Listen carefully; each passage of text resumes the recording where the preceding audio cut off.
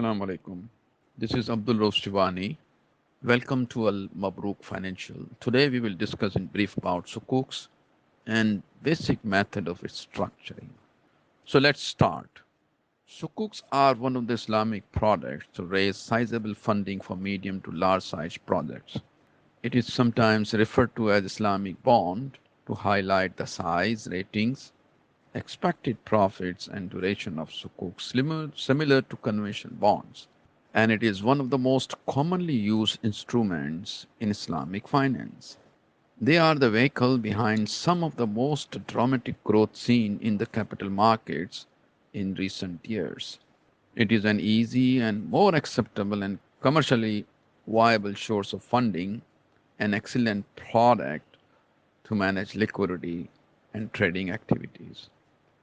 Governments, financial institutions, and corporates raise funding from both Islamic and non Islamic countries through Sukuks, and it has successfully driven its rapid growth.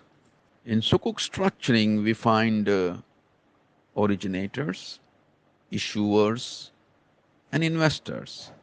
So let's see their functions and responsibilities. Number one, originators, technically they are the borrowers basically.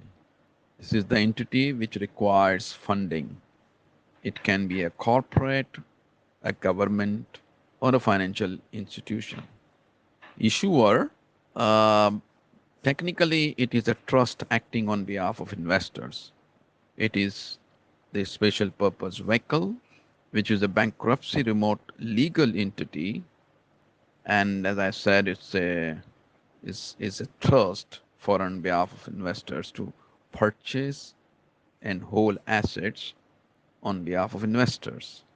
If any dispute arises out of originators, the ownership of assets are intact for and on behalf of investors with SPV.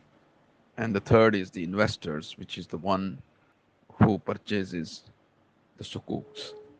The legal and Sharia perspective is so clear that the underlying assets under the sukuks should be separate from the other activities or other assets of the originators. It is for this purpose the SPV is formed to protect investors and provide legal comfort to them. Sukuk assets must be qualified, meaning we need to know where it is situated, and quantified, meaning what are they? Are they real estates? What is their size? And what are they having in terms of value? Are they revenue generating assets? And not like a barren or unproductive land. Now, originators are the entity which requires funding, and they are the one who set up the special purpose vehicle as a legal entity, which is a bankruptcy remote entity. This SPV is known as issuer and is actually playing an important role between originators, investors, and regulators. It is also sometimes known as shell company, and it is registered or set up in tax-free zone. The ownership of assets remain intact with the SPV until the final redemption of the sukuk. So what are the steps?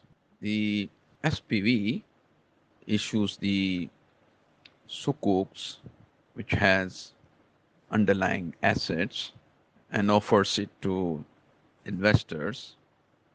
The investors provides the cash flow to the SPV, and simultaneously SPV enters into buy and sell agreement with the originator of the assets that we take into the sukuk. The SPV takes ownership of the assets on behalf of the investors and passes the consideration of the assets to the originator. At the same time, the SPV enters into lease agreement with the originator to take those assets on lease at a specified rental value. It is this rental value which is being paid by the originators to the SPV on a regular basis, and the SPV distributes it to the investors. At the end of the period of the Sukuk, the SPV asks the originators to buy back those assets at an agreed upon price and pay them the consideration of the assets. The originator buys back the assets and pays the value of the assets to the SPV, and SPV returns the cash, the capital, to the Sukuk holders and liquidate the SPV itself. And that is how the total transaction is complete, finalized, redeemed, and closed. Thank you very much.